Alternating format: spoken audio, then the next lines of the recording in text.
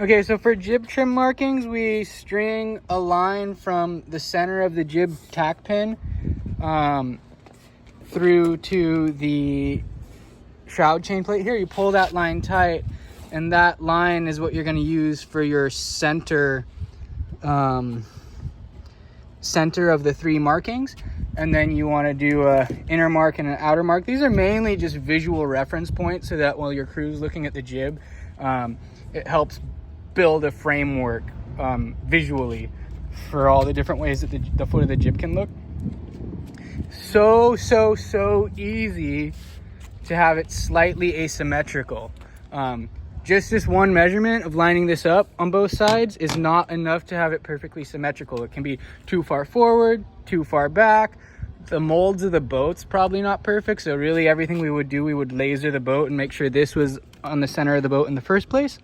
Probably not. The highest level would be doing things like that. So long story short, just be as careful and thorough as you possibly can with these jib trim markings. You can also buy the stickers.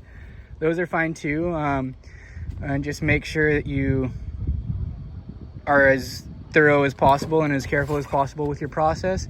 But yeah, the end goal is the middle string is on a line between the jib tack and the shroud chain plate.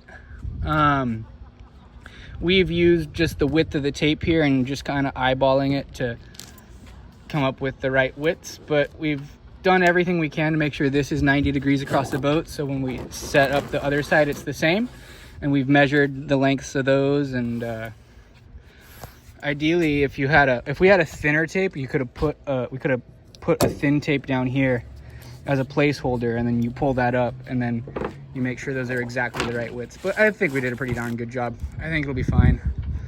But the more care and time you can spend to make sure this is absolutely symmetrical and perfect, the better.